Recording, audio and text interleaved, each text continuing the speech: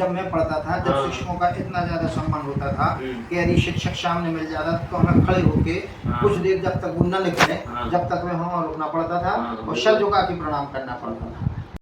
नमस्कार दोस्तों, संडे ज्ञान ब्लॉग में आप सभी का स्वागत है। मैं जीडी अहिरवार आज फिर शिक्षा एक अनुसंधान विषय पर परिचर्चा करने के लिए एक ऐसे महान शिक्षक के पास जा रहा हूं, जिन्होंने 35 वर्ष तक शिक्षक के पद पर रहते हुए अपने विद्यार्थियों को एक अच्छे मार्ग की ओर प्रशस्त किया। उनसे जानेंगे कि उस समय विद्यार्थी किस प्रकार शिक्षण कार्य करते थे, शिक्षकों द्वारा उनका सर्वांगीण विकास करने के लिए क्या क्या प्रयास किए जाते थे और उस समय की शिक्षा प्रणाली क्या थी और आज की जो शिक्षा व्यवस्था है वो कैसी है।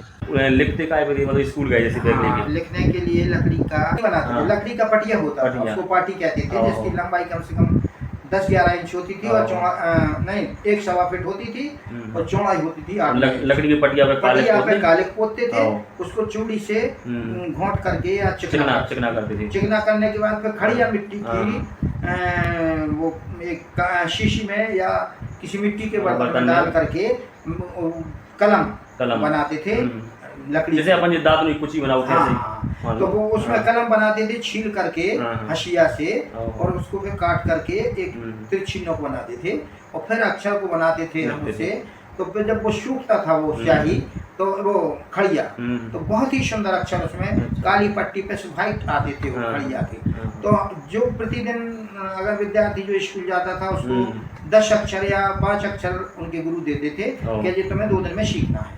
2 दिन में जब वो पूर्ण लिख लेना और याद हो जाते थे तब आगे की वर्णमाला के अक्षर दिए जाते थे।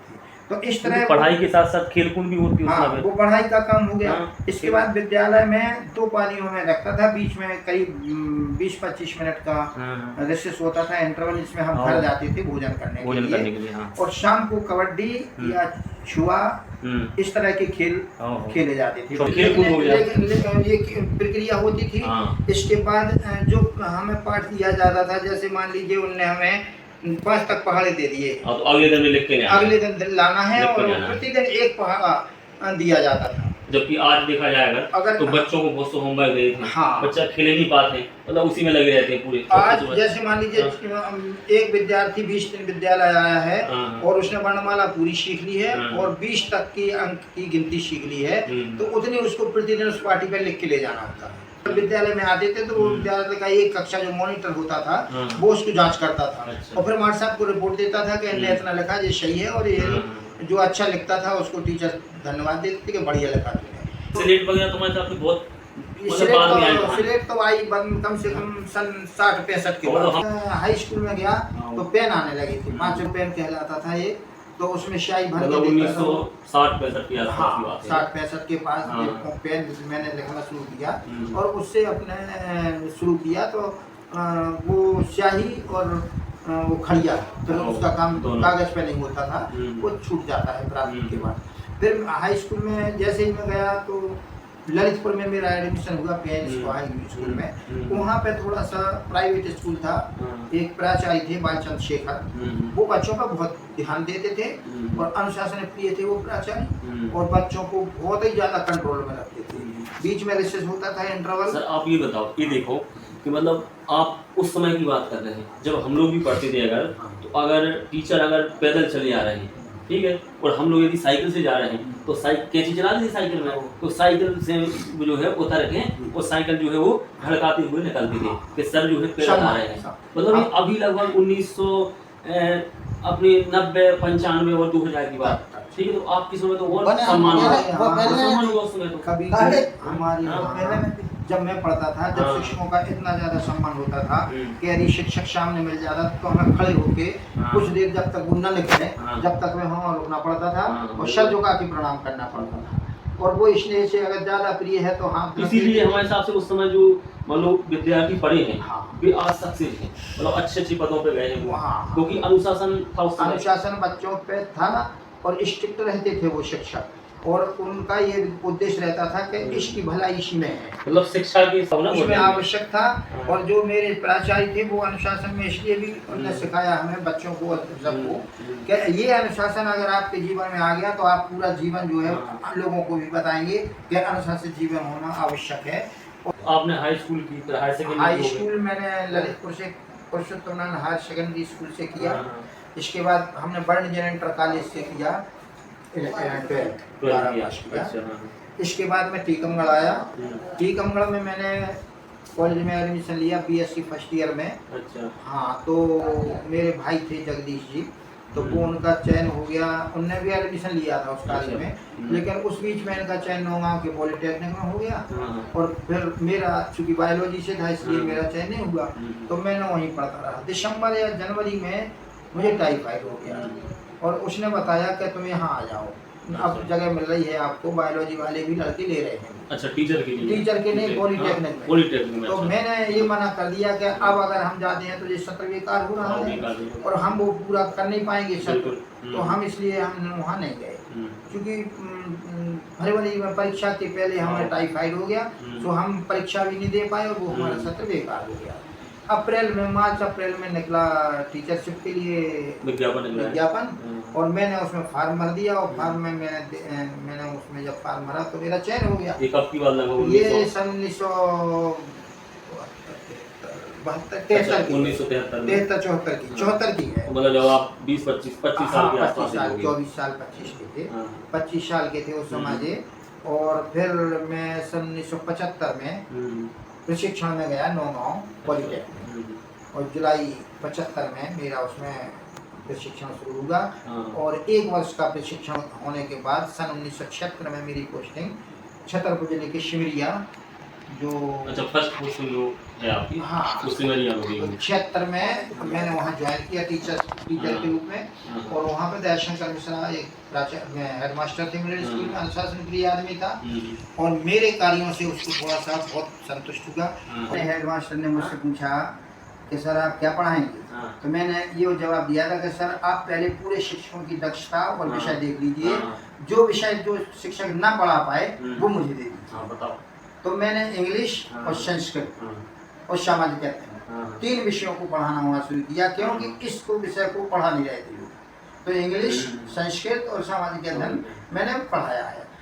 जब प्रार्थना होती थी, तो प्रार्थना जब होता थी उसके बाद मेरा उद्बोधन प्रतिदिन 7-8 मिनट का होता था, जिसमें वीर पुरुषों की कहानियाँ, भक्तों की कहानियाँ, अवतारों के बारे में, नीति से संबंधित कहानियाँ, वीरों से संबंधित, राष्ट्रभक्ति से संबंधित, और अन्य जो शिक्षा से संबंधित जो चरित्र और बच्चों को अच्छे विद्यार्थियों को बोलने का अवसर मिलता है, उनका जो विकास है, मतलब जैसे कि ये मेरा सबके सामने खड़े होकर बोलना। शिक्षा 10 मिनट में अपने प्रार्थना में के बाद 10 मिनट की नैतिक शिक्षा अपने जीवन के अंतिम क्षणों तक देता रहा मैं। जब तक सन 2015 में जब रिटायर हुआ, तब भी मैंने कुड़िला में ये प्रक्रिया बिल्कुल जारी रही।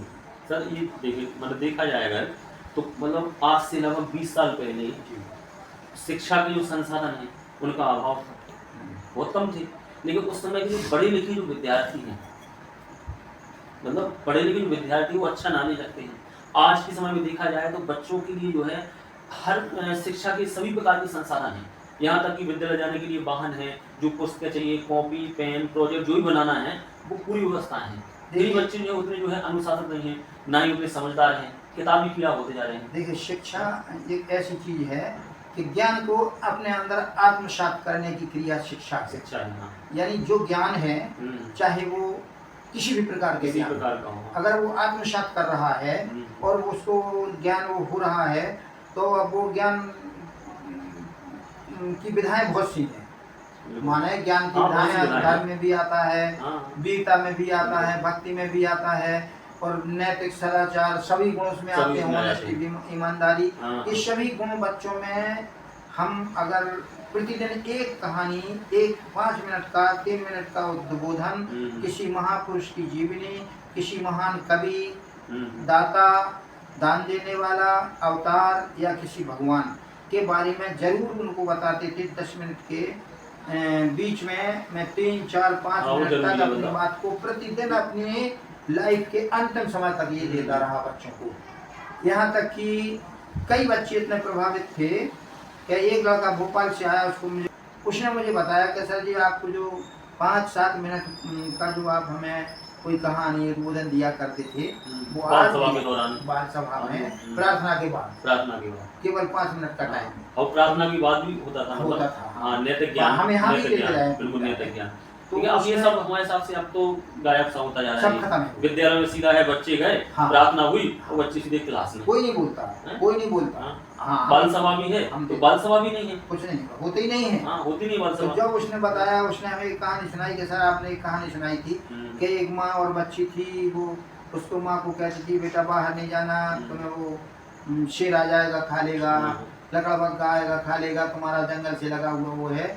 और वो लड़की बगीचे में झूला झूलने गई और एक बार वो रोज चिल्लाती थी तो माँ पहुंच जाती थी कि माँ लकड़बग्घा आ गया है, झूठ बोलती थी।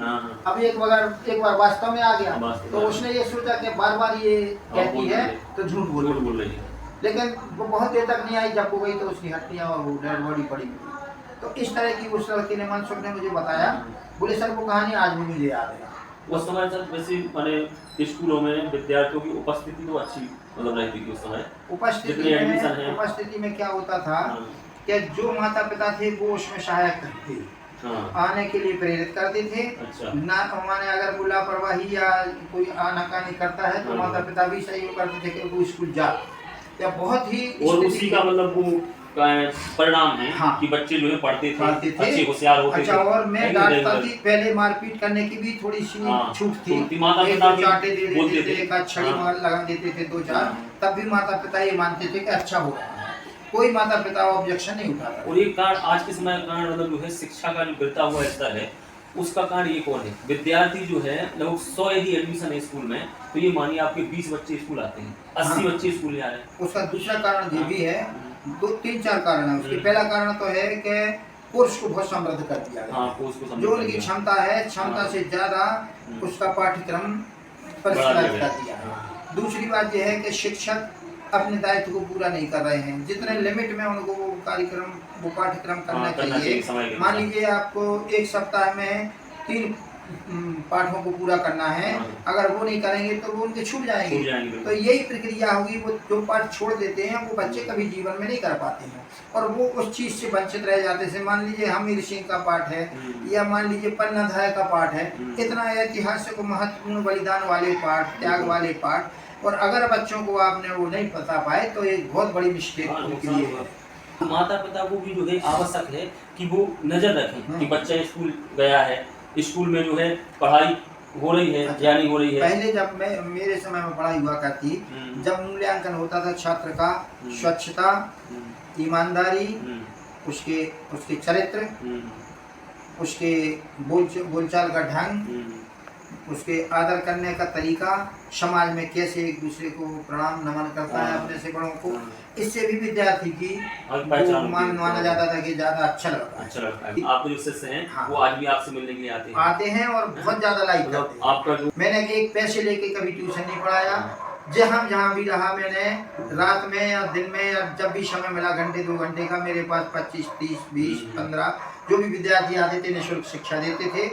और शुरू के समय में तो शिमरिया में और डकोली में मेरे यहाँ भीड़ लगी रहती थी, शाम को रात में सोते थे भी बच्चे मेरे पास, और पूरा सामंजस्य था। उस समय शिक्षक जो था हाँ। वो पूर्ण रूप से जो है विद्यार्थी के लिए समर्पित था। अब क्या है, अब वो नौकरी है, अब केवल नौकरी है हाँ। तो उसकी जो टाइमिंग है 10:30 से 4:30, ठीक है, उस टाइमिंग को पूरा करना, इसके बाद विद्यार्थी कोई मतलब और नहीं। और 1975 से 15 मतलब 1975 से हाँ। और 2015 तक 25 वो और 15 मतलब 40 वर्ष शिक्षक का, और अभी आप 75 साल के हो गए हैं, लेकिन फिर भी वही ज्ञान अनुभव जो है आज आप रखते हैं। आपसे बात करके बहुत कुछ ज्ञान प्राप्त हुआ है, बहुत बहुत धन्यवाद।